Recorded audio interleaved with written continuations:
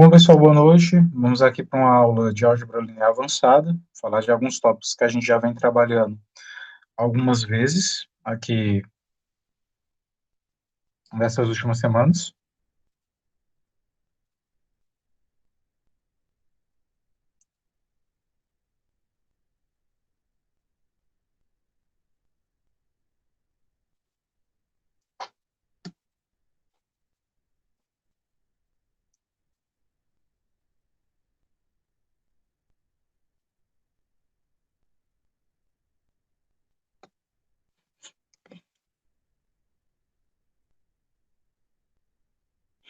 Bom, e a gente vai falar aqui um pouco sobre espaço, subespaço e algumas coisitas más, né? Bom, então como vocês já viram aí inicialmente, até em cursos iniciais de álgebra linear, você tem um conjunto V, não vazio, munido de uma operação de adição. Ou seja, você tem aqui o produto cartesiano entre o conjunto V cartesiano ele mesmo e uma aplicação em V. Ou seja, você pega dois elementos do conjunto, soma e o resultado dá dentro do próprio conjunto. E além disso, você tem uma operação que nós chamamos de operação de produto por escalar. Ou seja, você pega o produto cartesiano entre o conjunto dos números reais, né? Então um elemento, um número real, vai fazer o produto dele com um vetor desse conjunto vetorial e dá um resultado também um vetor. Então a gente diz que esse conjunto munido de duas operações, ele é chamado de espaço vetorial real ou espaço vetorial sobre R, se algumas propriedades forem satisfeitas. A primeira propriedade diz que U mais V é igual a V mais U, ou seja, a soma é comutativa. Se a gente entrasse na parte de estrutura algébrica, a gente diria que isso daqui seria um grupo abeliano, né? Um grupo comutativo.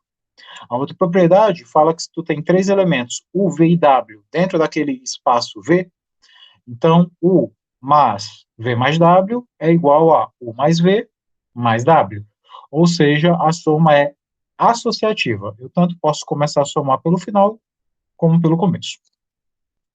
A terceira característica diz que existe um vetor nesse conjunto, conhecido tradicionalmente como vetor nulo, que tem a seguinte característica. Quando eu pego esse elemento e somo com um elemento arbitrário do conjunto, o elemento não se modifica. Ou seja, eu tenho aqui a ideia da nulidade. Um elemento que somado a outro não modifica o valor do mesmo. Ok? E essa soma, ela não é uma soma necessariamente só à esquerda aqui. Do jeito que 0 mais U dá U mais 0 também dá U. E aí a gente chama esse elemento de elemento neutro ou vetor nulo do conjunto. Ok? A quarta característica é que diz que para todo elemento U pertencente ao conjunto V, existe um outro elemento, que eu vou designar aqui como menos U. Esse menos U também pertence ao conjunto V e que tem a seguinte característica. Quando eu faço a soma do elemento U com o elemento menos U, dá o elemento nulo do conjunto. Ou seja, nós temos aqui o que nós chamamos de oposto ao conjunto, né? Oposto ao elemento. Então, dado um elemento U arbitrário, existe um elemento menos U também naquele mesmo conjunto de origem, tal que a soma dos dois dá zero. Vale lembrar que não é apenas U mais menos U. A soma menos U mais U também dá zero. Até porque dentro desse conjunto existe a associatividade. Ok? O quinto elemento, né, a quinta propositiva, seria o seguinte. Se eu pego dois números reais, lambda e mi, né, dois números reais. Então, se eu pego lambda mais mi com o elemento u, isso dá lambda u mais mi u. Ou seja, existe a distributividade escalar desse elemento. Ou seja, se eu tenho um número real u mais um número real mi, eu tanto posso somá-los inicialmente e daí então fazer o produto com o elemento u, ou eu posso pegar o lambda u, depois o mi u, e daí só então somar esses dois elementos. Então eu tenho a prerrogativa da escolha. Eu posso primeiro operar os escalares, ou posso inicialmente calcular cada múltiplo e só então somar, ok? A sexta característica diz que também vale a distributividade vetorial, ou seja, se eu tenho um número real lambda e ele precede uma soma vetorial, eu posso primeiro somar os vetores e depois fazer o produto com lambda, ou eu posso primeiro fazer o produto lambda u mais depois lambda v, e daí então fazer a soma entre eles, ok? Significa que eu posso primeiro fazer a soma e depois fazer a extensão. A extensão que eu falo é no seguinte sentido: quando eu tenho u mais v e somo, isso daqui dá um vetor w. Esse lambda, ele vai estender o meu vetor. Ou ele vai fazer o vetor crescer, ou diminuir, ou mudar de posição, ou várias dessas coisas juntas. Então, eu posso escolher primeiro fazer a operação vetorial e depois a operação escalar, ou fazer duas operações escalares e, do resultado, fazer a operação vetorial, ok? Então, também tem a prerrogativa da escolha nesse sentido. E, por fim, se eu tenho aqui um vetor U, existe um número chamado 1, chamado elemento neutro da multiplicação escalar, que nos diz que uma vez determinado vetor é o determinado vetor. Então, existe um elemento chamado 1, que é um número real, que ao ser multiplicado de forma escalar a um certo vetor U, ele não modifica o valor do vetor. Ok? Então, essas são as características para o produto, para o espaço vetorial. Ok? Bom, algumas coisas são importantes que a gente saiba sobre essa estrutura, ok? Primeiro, que o zero, ele é único.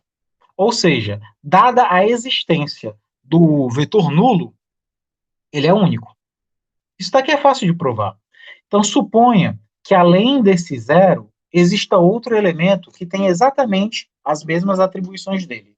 Ou seja, que existe outro elemento que não seja o zero, e quando somado com seu vetor, faz com que esse seu vetor não mude de valor. Então, suponha que exista um certo zero linha que pertence ao conjunto V, tal que ele tem a mesma característica que o zero originalmente tem. Lembre que a característica do zero é zero mais u igual a u. Suponha que o O', né, que o zero linha também tem essa característica. Ou seja, quando eu pego o zero linha e somo com u, também dá u. Para todo u pertencente ao conjunto V. E daí você faz a seguinte sacada. Bom, o zero linha não tem ninguém. Bom, se ele não tem ninguém, se eu acrescento o zero, que tem como característica de existência não modificar o valor do número, então ele continua a mesma coisa, né? Então, quando eu pego o zero linha e adiciono o elemento neutro da soma, nada muda. Mas aqui é uma soma de dois elementos que estão no conjunto V. O zero originalmente está no V e o zero linha, por hipótese, também está no V. Como eles são dois elementos do espaço V, então para eles existe a propriedade da comutatividade. Então, zero mais zero linha é a mesma coisa que zero linha mais zero. Entretanto, por hipótese, o zero linha não tem a capacidade de modificar ninguém. Então, o zero linha não tem a capacidade de modificar o próprio zero. Então, tanto faz o zero linha estar aqui como não. Eu posso simplesmente tirá-lo e nada vai acontecer, porque a característica dele é que ele não interfere no valor de ninguém no que diz respeito à operação de soma. Então, o zero linha aqui sai, sobrando apenas o próprio zero. Eu comecei com zero linha, e por uma sequência sucessiva de igualdades, eu mostrei que ele é simplesmente igual ao zero. Ou seja, o zero linha é igual ao zero. Supor a existência de um zero linha significa torná-lo equivalente ao zero. Por isso que eu digo que o zero ele é único. Se você supõe a existência de qualquer outro elemento que funcione como ele, esse elemento tem que ser ele. Ou seja, é só uma forma maquiada de um elemento que já está. Ok? Então, o zero, quando existe, ele é único. A mesma coisa ocorre com o elemento neutro da multiplicação, com 1. Então, o 1 também é único. O 1 é o elemento neutro da multiplicação dentro daquele conjunto. Então, suponha que exista, né, o 1' também pertencente ao conjunto dos números reais, assim como o 1 é, que tem a mesma característica que o 1 tem. Lembre que o 1 é aquele elemento que 1 vezes u é o próprio u. Agora, imagine que o 1' também faz isso. Então, 1' vezes u é o próprio u. E aí você tem o seguinte, quem é o 1'? O 1', se eu colocar o 1 na frente dele, nada ocorre. Porque o 1, na multiplicação, nada interfere no número.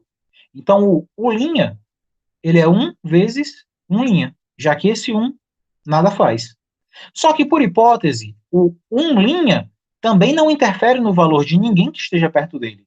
Então, o 1', quando se aplica sobre o 1, não modifica o valor do 1. Então, o ', vezes o 1 dá o próprio 1. Ou seja, o 1' é igual ao 1. Então, tanto o elemento neutro da soma como o elemento neutro da multiplicação, eles são únicos, ok? E a terceira consequência de unicidade é que o vetor oposto também é único. Então, se tu imagina um vetor, se tu já conhece o oposto dele, qualquer outra expressão que funcione como oposto é o seu próprio vetor. O que eu estou querendo dizer com isso? Tu tem um elemento dentro do teu conjunto, dentro do teu espaço vetorial. Ele se anula com um determinado elemento. Se outro elemento chegar e anulá-lo também, por transitividade, o primeiro anulador e o segundo anulador são iguais. Ou seja, dentro de um dado conjunto, se existe um elemento que anula um elemento dado, ele é único. Qualquer outro elemento que vier a anular o seu elemento inicial, ele é igual a todos os outros, ok? Pense como se fosse em teoria dos números. É como se todos os anuladores de um determinado vetor estivessem na mesma classe de equivalência. Ou seja, tu tem vários elementos com a característica comum, tu escolhe um para representar todos os demais, ok? Então, quando eu falo de unicidade, eu não estou falando assim, só tem essa expressão. Às vezes, o seu anulador pode se expressar de diversas formas, ter várias representações, ter inclusive várias caras algébricas, mas todos eles são equivalentes uns aos outros. Então, o teorema nos diz que quando existe, o elemento oposto é único. Então, novamente, suponha que exista, além do menos U, um elemento chamado menos U', que está lá no seu conjunto V também, que é o nosso conjunto ambiente, onde tudo está ocorrendo, tal que o U somado com o menos U' também dê U. Também dê zero, perdão. Lembre que o menos U tem como característica U mais menos U igual a zero. E você está supondo que exista outro, diferente dele, talvez, tal que a soma dele com U também dá zero. Bom, e aí a gente vai fazer aqui um bom e velho algebrismo. Veja bem, o menos U, se somado com zero, nada muda, porque o zero é o elemento neutro da soma. Então, escrever menos U é a mesma coisa que escrever menos 1 mais zero. Só que o zero, ele é, por hipótese, o zero é, por hipótese, U mais menos U'. Então, eu posso substituir esse zero pela expressão U mais menos U', ok? Bom, como esses elementos, o menos U, o U e o menos U', são todos elementos dentro do espaço V, então aqui você tem a propriedade da distributiva. Aqui, a distributiva está no final, mas eu posso pegar e transportá-la para o começo. Então, ao invés de fazer primeiro essa parte do final, vou realizar primeiro essa parte do começo. Então, vou pegar o menos U, operar diretamente com o U, e no final, somar com o menos U'. Só que eu tenho aqui o menos U mais U. E nós sabemos que o menos U, que foi idealizado lá no outro slide, naquelas propriedades de espaço vetorial, quando eu pego o vetor U e somo com o menos U, dá zero. Então, esse camarada aqui dentro do primeiro parênteses é zero. Então, fica zero mais menos U'. Como o zero é o elemento neutro da soma, ele some. Então, zero mais menos U' dá o próprio U'. Iniciei o meu percurso no menos U, cheguei no menos U'. Portanto, eles são iguais. Então, dado um elemento num espaço vetorial, o vetor oposto a ele, também conhecido como seu anulador, é único. Então, se tu tem um cara que anula um vetor, qualquer outro cara é idêntico a ele. Ok? Então, esses são os 3 teoremas de unicidade do espaço vetorial. O 0, que é o elemento neutro da soma vetorial, é único. O 1, que é o elemento neutro do produto escalar, é único. E o -u, que é o anulador oposto ou simétrico, ambas são determinações para ele, quando existe, também é único. Bom, aí tem vários exercícios que depois a gente pode, inclusive, fazer, mas que seria interessante ser uns exemplos, mas teria que ser provados, né? A reta do conjunto dos números reais é um espaço vetorial. O espaço das matrizes quadradas, de qualquer ordem, né? 2 por 2, 3 por 3, n por n, também é um espaço vetorial, obedecidas aquelas operações clássicas de matrizes que todos nós conhecemos. Um espaço formado por polinômios de grau n também é um espaço vetorial, com as operações usuais de polinômios, que a gente já conhece lá da teoria de grupos. As funções, com essas operações aqui, né? A soma de funções é a soma das suas leis de formação. O produto escalar de uma função por um número real é o produto do número real pela sua lei de formação, também forma um espaço vetorial. O espaço das funções contínuas. Lembrando que funções contínuas são aquelas funções que o limite, quando x tende a A de f de x, é o próprio f de A. Ou seja, quando estou calculando o limite de uma determinada função, basta pegar o valor e substituir na função que coincide o valor da função e o valor do seu limite. Né? Então, as funções contínuas também formam um espaço vetorial. Né? O espaço das funções integráveis à rima também é um espaço vetorial.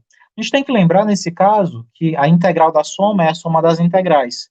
E quando tu tem uma constante numa integral, a constante sai do operador integração.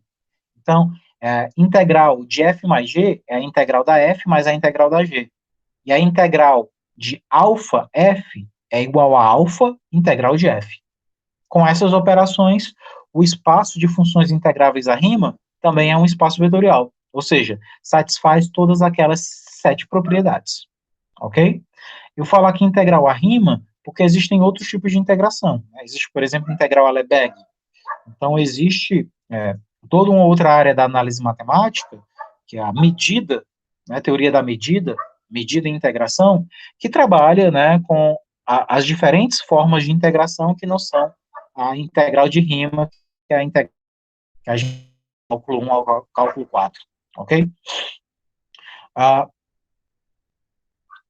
O espaço CK, que é o espaço das funções de classe CK, também é um espaço vetorial. Só lembrando aqui o que é um espaço CK. Quando eu digo que uma função é do tipo CK, eu estou dizendo que ela é uma função que tem derivadas até a késima ordem, e todas essas funções elas são contínuas. Ou seja, por exemplo, eu estou aqui no caso C3, uma função de classe C3. Uma função de classe C3 é uma função que tem primeira derivada contínua, segunda derivada contínua e terceira derivada contínua. Ou seja, esse K, ele me diz até quando eu posso ir derivando, tendo a certeza que o resultado é sempre contínuo. Ok? Então, o espaço de funções diferenciáveis até a késima ordem, dado que a késima derivada é contínua, o espaço formado por essas funções é uma função, é um espaço vetorial. Ou seja, satisfaz todas aquelas propriedades. O R infinito, ele é um espaço vetorial. O R infinito, ele é um espaço, por exemplo, o R2, que é o plano XY. Aí tu tem o R3, que é o XYZ. São espaços vetoriais, né? São espaços em que cada elemento é formado, é um vetor, e esse vetor ele tem coordenadas. Por exemplo, o R2 tem coordenadas x e y. O R3, x, y, z. Se eu fosse para o R4, um certo x, y, z, t. Né? Seria o espaço relativístico, segundo Einstein, né? Onde a última coordenada é a coordenada de tempo. Então, esses espaços, Rn, são espaços vetoriais. Se porventura, agora tu tem vetores que têm início, mas não tem fim, ou seja, ele tem infinitas coordenadas, mesmo assim ele ainda é um espaço vetorial. Ou seja, ele ainda tem toda aquela característica de associatividade, comutatividade, elemento neutro e afins. Ok? As funções de classe C infinito, ou seja, que você pode derivar infinitas vezes, e a derivada está sempre bem definida, né? Quantas vezes você quiser. Isso daqui é um caso, por exemplo, o caso da função exponencial. A função exponencial é elevado a x, você pode derivar, ela não muda mesmo, né? Então ela é classe sem infinito. Né? O seno e o cosseno. A derivada do seno é o cosseno, a derivada do cosseno é menos o seno. Aí a derivada disso é menos cosseno, e a derivada disso é seno. Então ela fica se repetindo a 4 vezes que você deriva. Então ela também é da classe sem infinito. Você pode pegar e testar aquelas propriedades e você vai ver que ela é do tipo espaço vetorial. Ok? Tem umas coisas que são engraçadas, que, por exemplo, tu pega o semi-eixo positivo zero infinito. Ele não é um espaço vetorial, com as operações usuais. O que é o espaço semi-eixo positivo, Adécio? Imagina o eixo do x. Ele se prolonga para a direita e para a esquerda, né? A esquerda, valores negativos, a direita, valores positivos. Aí tu tira todo mundo que é negativo e tu tira o zero. E fica só com o conjunto dos números positivos. Esse conjunto não é um espaço vetorial, justamente porque ele não possui o zero. Porque, na verdade, para ter um espaço vetorial, tu precisa ter um cara que anule o outro. Quem é que anula um número positivo? Um número negativo. Se eu não tenho números negativos, eu não vou ter anuladores. Se eu não tenho anuladores, eu não tenho um espaço vetorial. Muito simples de provar isso, né? Você pode provar com um contra-exemplo. Né? Tome o 5. Quem é o anulador do 5 nos números reais? O menos 5. O menos 5 está nesse conjunto aqui? Não, porque nesse conjunto só há números positivos. Portanto, isso não é um espaço vetorial. Além disso, como eu coloquei aqui na observação, não existe zero. Ou seja, não existe o elemento neutro. Se não existe elemento neutro, não tem espaço vetorial. Já que uma das características do espaço vetorial é ter um elemento neutro para a soma. Ok? Então, o semi-eixo positivo, ele falta duas coisas, no mínimo. Ele falta o conjunto dos anuladores e falta para ele também um elemento neutro. Ok? Esse daqui é muito bacana e eu vou fazer com vocês. Prove que esse dito camarada, o zero infinito, ele é um espaço vetorial se reconstruirmos a operação de soma e de produto com aplicações exponenciais. Uma coisa que é importante a gente saber em álgebra linear, principalmente nesse segundo curso, que você já tem uma experiência, né, já tem um know-how, é que, às vezes, o problema não é o espaço em si. Às vezes, o problema é que tipo de operação você está usando. Então, quando eu uso as operações usuais, a soma e a multiplicação, como se conhece, dá problema. Porém, se eu crio operações dentro do meu conjunto que satisfaçam aquilo que eu quero, eu consigo construir um espaço vetorial para esse conjunto. E é isso que eu estou fazendo. Eu vou chamar de soma exponencial o seguinte: se eu pego o elemento x e faço uma nova soma com o elemento y, agora essa soma não vai ser a soma normal de dois números. Ou seja, sempre que eu pego dois elementos e faço a soma especial, na verdade eu estou multiplicando um pelo outro. E quando agora eu faço o novo produto, quando eu pego um lambda e faço o novo produto com x, na verdade eu estou pegando x e estou elevando a lambda. Exemplo numérico. Quem é 2, nova soma com 4? Bom, a soma normal de 2 com 4 deveria dar 6. Mas a nova soma não diz que eu faça uma soma normal, e sim que eu faça uma multiplicação. Então, 2, nova soma com 4, seria, na verdade, 2 vezes 4, que seria 8. O que seria, por exemplo, 2, nova soma com 4? Perdão, 2, novo produto com 4. O produto normal, que seria 2 vezes 4, seria 8. Só que agora, 2, novo produto com 8, seria 8 ao quadrado, obedecendo a ordem que está aqui. Então, 2, novo produto com 4, seria 4 elevado a 2. 4 elevado a 2 são 16. Ok? Então, dá toda uma nova roupagem ao conjunto. E com isso a gente vai provar que isso dá um espaço vetorial, ou seja, que todas aquelas propriedades conseguem ser satisfeitas.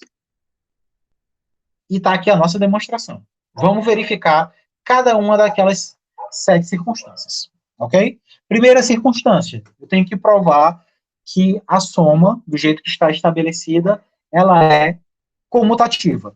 Ou seja, eu tenho que provar que x soma y é igual a y soma x. Bom, quem é x soma y? Pela definição de soma que eu coloquei no conjunto, x soma y é o x multiplicado pelo y. Só que a gente sabe que x vezes y, no conjunto dos números reais, é a mesma coisa que y vezes x. Ok? É a mesma coisa que y vezes x. Só que y vezes x, colocado nessa ordem, é a definição de y soma com x. Então, x soma com y é a mesma coisa que y soma com x. Então, a primeira propriedade foi satisfeita. A ordem dos fatores não altera o resultado, no caso da soma. A outra coisa seria a associatividade. Então, imagine que eu inicie aqui. X soma com y soma z. Bom, vamos primeiro fazer o que tem dentro do parênteses. Repito x, repito soma, e eu sei que x soma z significa, y soma z significa yz. Agora eu pego x, soma com yz. Como essa soma vira um produto, então x soma yz se torna x, yz. Pronto. x, y, z do jeito que a gente conhece lá dos números reais. Agora vamos notar o seguinte. x, y, z eu posso pegar e associar. Porque são números reais, eu posso associar. Então, x, y, z, eu vou primeiro associar x, y e deixar o z de fora. Só que x, y vira x soma y, já que, por definição, lá no começo, x, y significa x soma y. Então, aqui ficou x soma y, z. Só que o z está tomando o produto no parêntese. E toda vez que dois caras tomam um produto, eles viram uma nova soma. Então, x soma y, produto com z, é, na verdade, x soma y, soma z. Só que agora, numa ordem de parênteses diferenciada. Então, fica provado aqui que eu tenho a propriedade associativa. Aí, a terceira coisa que eu tenho que provar é que existe o zero, ou seja, existe o elemento neutro. E, na verdade, o nosso zero é, na verdade, 1. Porque, veja só, a multiplicação, ela diz que... Aliás, perdão. A multiplicação, isso, ela diz que 1 multiplicado... Aliás, que dois elementos multiplicados viram potência um do outro. Então, se eu pego 1 produto com x, fica x elevado a 1. E x elevado a 1 é x. Traduzindo, o 1 é um elemento que, quando multiplicado por x, não modifica o seu valor. Então, eu tenho aqui o elemento neutro da multiplicação, que é aquele sétimo fator que a gente tinha que provar. Bom, agora vamos provar o elemento neutro da soma. Bom, eu vou pegar agora o x dentro do meu conjunto. O meu x está naquele conjunto lá, semi-eixo positivo, que vai do zero ao menos infinito, só que sem ter o zero. Bom, se eu pego um elemento dentro desse conjunto, com certeza ele é positivo. Porque eu estou pegando semi-eixo positivo, então todo elemento que eu pego nele é positivo. O inverso dele também vai ser positivo. Porque se eu pego o 2, o inverso dele é 1/2. Se eu pego o 8, o inverso dele é 1/8. Então, toda vez que eu pego um elemento aqui, esse elemento ele é invertível. Por que ele é invertível? Porque todos os números reais são invertíveis. O único número real que não é invertível é o zero. Só que o zero está fora desse conjunto, então não tem problema nenhum. Então, todo elemento que eu pego é invertível e também positivo, porque o inverso de um número positivo, né, o inverso multiplicativo, claro, o inverso multiplicativo de um número positivo também é positivo. E agora vamos somar. eu vou pegar o elemento x e vou somar com o seu inverso multiplicativo. Como a soma definida nesse conjunto vira, na verdade, multiplicação, então, na verdade, eu não vou pegar x e somar com x menos 1, e sim vou pegar x e multiplicar com x menos 1. Multiplicação de números, né? Aqui é como se fosse 1, bases iguais, repete a base, somos expoentes, 1 menos 1 é 0, e x elevado a 0 é 1. Então, aqui, de fato, eu tenho essa característica. Quando eu somo um elemento com o seu inverso, dá o 1. E o 1 é justamente o elemento neutro. Então, fica aí garantida a existência do elemento neutro. Eu não preciso garantir a unicidade dele, porque como eu, lá no começo, aquele teorema me deu a garantia mais formal, então não preciso ficar provando caso a caso. Só preciso provar que ele existe, que ele é único, a unicidade é garantida, né, de forma transitiva. Bom, agora vamos aqui à distributividade escalar. Está aqui o lambda, está aqui o mi, são dois escalares, e agora eu vou fazer o produto. Bom, lambda, produto, vou aqui primeiro fazer o que está dentro do parênteses. Quando eu pego o mi, produto x, vira uma potência. Fica x, mi. Mas ainda tem um lambda para fazer produto. Então, quando eu pego o lambda, produto com mi, o lambda vai virar um expoente. O expoente de quem? De x mi. Então, fica x mi elevado a lambda. Só que a gente sabe aqui que é o seguinte, potência de potência tem duas características. Eu tanto posso trocar os expoentes de posição, posso botar o lambda para dentro, o mi para fora, como também, potência de potência, eu repito a base e multiplico os expoentes. Então, x elevado a lambda elevado a mi, fica x lambda mi. Mas esse x lambda mi, como isso daqui é uma potência, isso pode ser transformado em lambda mi, novo produto y. Novo produto x, perdão. Lambda mi, novo produto x. Então, de fato, ó, primeiro eu estava fazendo lambda mi, agora eu estou fazendo lambda mi em outra ordem. Então, também deu certo a distributividade escalar. Outro caso, transitividade vetorial. Então, imagine que tu tem aqui o seguinte, eu tenho lambda mi, produto com x. Bom, eu sei que lambda mi, produto com x, o lambda mais mi vai virar expoente. Então, fica x elevado a lambda mais mi. Só que esse expoente eu posso quebrar. Como isso daqui é uma soma, a soma nos expoentes pode virar um produto de potências. Então, x elevado a lambda mi é x elevado a lambda vezes x elevado a mi. Só que x elevado a lambda é lambda x. X elevado a mi é mi x. Ou seja, é como se esse x que tivesse aqui fora tivesse entrado no parênteses. O x tivesse pegado lambda, o x tivesse pegado mi. O x pegou lambda, o x pegou mi. Então também se distribuiu. Ok? Sétima. Sétima propriedade aqui. Eu tenho aqui lambda produto x mais y.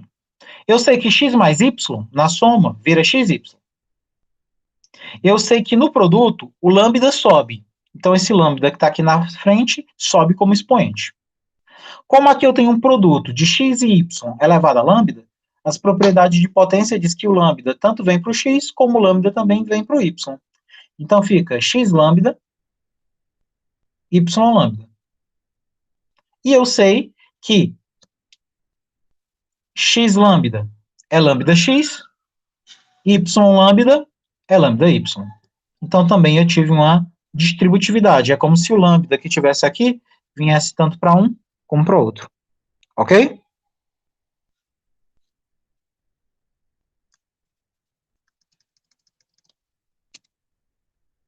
Bom, e aí a gente tem as propriedades do espaço vetorial. Ok? Então, se você tem um espaço vetorial real, se tu tem lambda pertence aos reais, então o lambda vezes o zero, dá zero. Se tu tem um vetor U no espaço V, então o número zero vezes o vetor U dá o vetor zero. E se tu tem o produto lambda U dando vetor nulo, ou o lambda é nulo, ou o U é nulo. Ou seja, se eu tenho um produto entre um número e um vetor dando um vetor nulo, um dos dois tem que ser nulo. Ou o escalar lambda, o número lambda, ou então o vetor U. São as únicas formas de eu ter o vetor nulo aí como um resultado de um produto. Ok?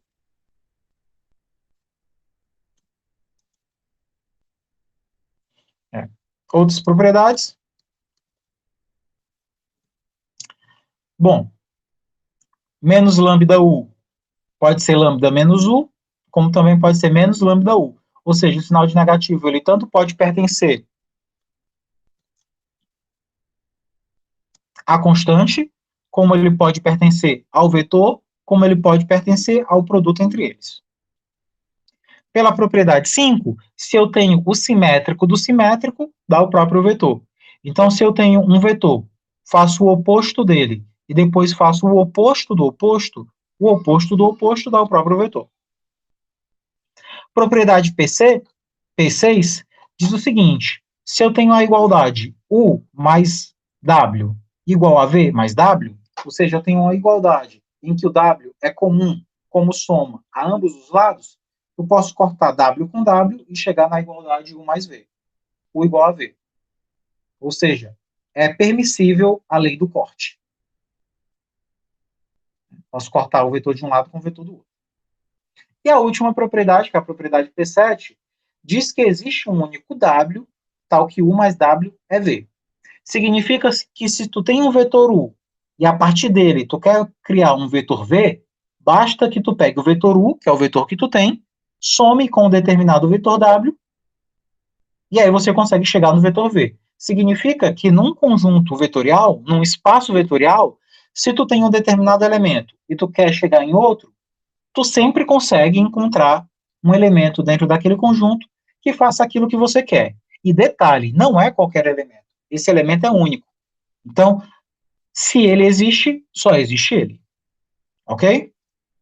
Bom, então aqui as demonstrações das propriedades, né? Bom, primeira propriedade.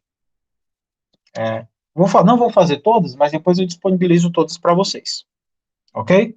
Então vamos provar apenas algumas aqui. As outras eu mando a demonstração para vocês para esse vídeo não ficar tão extenso.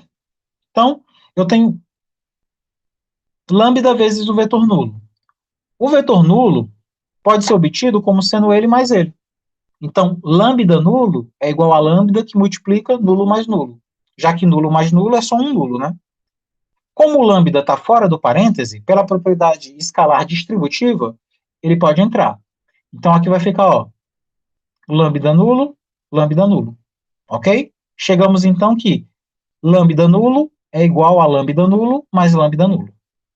Agora, perceba o seguinte: o nulo, ele é lambda nulo somado com menos lambda nulo. Né? O vetor nulo é um vetor somado com seu anulador. Normal. Só que você pode fazer o seguinte: você pode pegar e daqui para cá escrever a seguinte situação. Quem é o lambda nulo? O lambda nulo é lambda nulo mais lambda nulo. Aí você pega e aplica a propriedade associativa. Ao invés de primeiro pegar esses dois e só depois o do final, pegue logo o do meio com o do final. Pegue logo esse com esse, o do meio e do final. Bom, lambda nulo mais menos lambda nulo dá zero, né? Um elemento com seu anulador dá zero. Então fica esse lambda nulo, que está fora de parênteses, somado com o nulo. Só que lambda nulo somado com nulo dá lambda nulo. Conclusão, eu saí do nulo e cheguei no lambda nulo. Conclusão, o nulo é igual a lambda nulo. Ou seja, se tu tem um vetor nulo e multiplica ele por qualquer valor, continua dando nulo. Ok? A nulidade é preservada. Propriedade P2 é aquela que diz que 0 vezes um vetor dá sempre o vetor nulo. Né? Então, ó, tu tem 0 vezes um vetor. O número 0, ele é 0 mais 0. Pela distributividade vetorial, esse vetor U, ele tanto vem para o 0 da direita como o 0 da esquerda. Então, 0 mais 0, U, é igual a 0U mais 0U. E aí a gente faz a mesma construção que a gente fez antes. Quem é o 0? O vetor nulo. Ele é 0U mais 0 menos U. Ou seja, o elemento somado com seu anulador. Bom, como esse cara aqui não vale nada, eu vou acrescentar ele de novo. Então vai ser 0U mais 0U mais menos 0U. Posso aplicar aqui a associatividade, pegar logo aqui o segundo com o terceiro, como eu fiz antes. Então fica o primeiro mais o segundo com o terceiro, com ordem de prioridade. Só que o segundo com o terceiro, um anula o outro. Se um anula o outro, dá o vetor nulo. E como o vetor nulo nada interfere, 0U mais vetor nulo é apenas 0U. Ao final das contas, o vetor nulo é o próprio 0U. Ok? Propriedade P3. Digamos que tu tem um número que é diferente de 0. A gente sabe que o U, ele é 1 vezes U. Mas o 1 também pode ser escrito da seguinte forma, como sendo um número multiplicado pelo seu inverso. Um número positivo, não nulo, multiplicado pelo seu inverso, que é o lambda elevado a menos 1 vezes lambda. O que ocorre aqui? Aqui eu posso fazer a associatividade do produto. Ao invés de pegar esses dois primeiros, eu vou pegar o segundo com o terceiro. Então, eu deixo o primeiro de fora e pego o segundo com o terceiro. Por hipótese, o segundo com o terceiro, o lambda vezes U, por hipótese, é zero. E qualquer número vezes zero é o próprio zero. Ok? Então, nesse caso aqui, se tu tem um elemento vezes zero, dá o próprio zero. Aqui tem as outras, que eu vou deixar para vocês pensarem, e depois eu passo. Ok? Vamos fazer aqui mais uns dois exercícios para a gente finalizar. Primeiro exercício. Prove que N vezes V é V mais V mais uma certa quantidade de vezes V. Claro que aqui o V aparece N vezes. Ok? Parece ser natural, mas é uma coisa que a gente tem que provar. Quem é N vezes V? O N, como ele é um número real, ele é a soma de 1 mais 1 mais 1 mais 1, um total de N vezes. Então, NV significa 1 mais 1 mais 1, mais 1, V. Pela propriedade distributiva vetorial, esse V que está fora multiplica quem está dentro. Então, V vezes 1, V vezes 1, V vezes 1, até o último V vezes 1, que é o que tem aqui. Só que uma vezes V, pelas próprias características do espaço vetorial, é o próprio V. Então, uma vezes V é V, uma vezes V é V, uma vezes V é V, e assim por diante. Ok? Então, você saiu de NV e concluiu que NV é igual a V mais V mais V N vezes. O que encerra a demonstração. Então, o truque aqui era entender esse N como uma soma de uns. E aí, com base nessa soma de uns, aplicar a propriedade distributiva vetorial. Ok? Próximo problema. Prove que se U é um múltiplo de V, então V também é um múltiplo de U. Isso é óbvio, né? É até instintivo, é de se esperar. Então, se eu tenho um número que é múltiplo de outro, se U é múltiplo de V, então eu quero provar que V é um múltiplo de U. É natural. Então, se o U ele é um múltiplo de V, significa que existe um número lambda, tal que U é igual a lambda V. Ou seja, o U pode ser obtido através de V multiplicado por lambda. Bom, então o U é lambda V.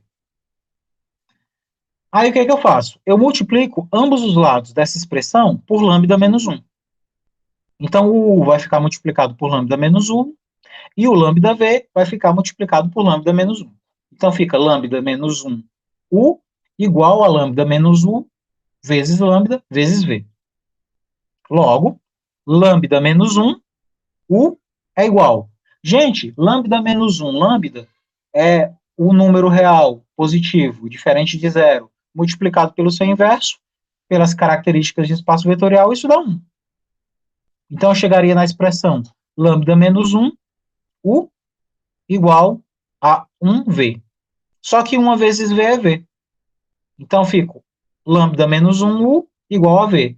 Agora, observe que não é mais o U uma extensão de V, e sim V é uma extensão de U. Bom, quando o U era extensão de V, o U era múltiplo de V. Agora, o V é extensão de U. Portanto, o V é um múltiplo de U.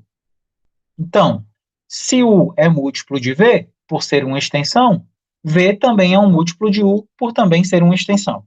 É o que nós chamamos de extensão recíproca. Se o U fosse 2V, por exemplo, o V seria metade de U, já que a metade do que o recíproco do dobro é a metade. Se o U fosse 3V, o V seria U sobre 3. Então, de certa forma, eu estou aqui construindo na álgebra vetorial a ideia do camarada que está multiplicando passar para o outro lado dividindo. Ou seja, se eu tenho aqui um lambda multiplicando na multiplicidade de U, quando ele vai para a multiplicidade de V, ele passa pelo seu inverso. Né? Então, se aqui fosse um 2, o inverso do 2 era um meio. Se fosse 8, o inverso do 8 era um oitavo. Então, na verdade, esse cara que está multiplicando pode passar para o outro lado dividindo. Ok? Então, você reconstrói a álgebra vetorial. Por que eu digo que você reconstrói a álgebra vetorial, gente? Porque quando eu chego aqui, ó, nessa propriedade,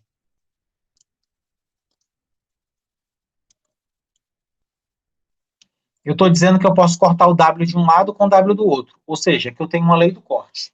E quando eu escrevo U mais W igual a V, eu posso dizer que o seguinte, eu posso pegar nessa equação e jogar dos dois lados o menos U. Quando eu jogo o menos U aqui, do lado esquerdo, o menos U, quando encontro o U, anula, sobra só o W. E do outro lado fica U, né, fica V menos U. De certa forma, quando eu faço isso, é como se eu estivesse lhe dizendo que esse U que estava aqui positivo passou para o outro lado negativo. Então, eu estou lhe dizendo aqui que é possível cortar, que é possível passar algo que está positivo para o outro lado negativo, e essa última premissa que a gente viu está dizendo que eu posso pegar algo que está de um lado multiplicando e passar ele para o outro lado dividindo. Ou seja, eu reconstruir a ideia da álgebra vetorial. Eu já consigo agora resolver equações vetoriais como se fossem equações com números reais. Posso cortar elementos iguais dos dois lados, posso passar o que está somando para o outro lado subtraindo, né, com o sentido vetorial, mas posso, e o que está multiplicando posso passar para o outro lado dividindo. Então, de certa forma, eu reconstruí uma álgebra vetorial dentro desse espaço. Então, isso é o que nós chamamos de sigma-álgebra induzida. O que é uma sigma-álgebra induzida, Alessio? É quando eu consigo pegar o comportamento de um conjunto e adequar nas operações a um conjunto já conhecido. Então, se eu tenho o conjunto dos números reais, onde eu tenho todo esse manejo, toda essa familiaridade, em que tudo que é positivo passa negativo, tudo que é multiplicando passa dividindo, eu posso cortar camaradas iguais dos dois lados de uma determinada equação. Se eu consigo reconstruir isso em outro conjunto, eu digo que eu induzi uma sigma-álgebra nesse conjunto. Ou seja, que agora eu consigo fazer com que os elementos do novo conjunto se comportem de uma forma muito parecida com como se comportava outro conjunto que eu tinha, ok? É isso que nós chamamos em álgebra, né? Em álgebra qualquer, álgebra linear, ou qualquer outra álgebra, de sigma-álgebra induzida. Eu consigo pegar um conjunto, manipular suas operações e seus elementos, de certa forma, de sorte que eles reproduzam um comportamento que já é conhecido por mim, ok? Então, moçada, por hoje a gente fica por aqui, né? Existem muitos exercícios bacanas que vocês podem fazer, outros, as notas de aula que e os outros resultados que eu não cheguei a demonstrar aqui para vocês, eu mando para vocês em breve lá no Classroom. E no nosso próximo encontro a gente continua aí os nossos estudos de álgebra linear avançada, avançando, né, como o próprio nome já sugere, avançando um pouco mais sobre estruturas que a princípio não são simplesmente vetores como a gente costuma em geometria analítica, em álgebra linear 1. A gente agora vai construir em coisas diferentes, né? Em espaços de funções, em espaços de integração, em espaços de derivação, e aí por diante, ampliando um pouco mais as nossas ideias, ok? Então a gente fica por aí e qualquer coisa a gente fica à disposição.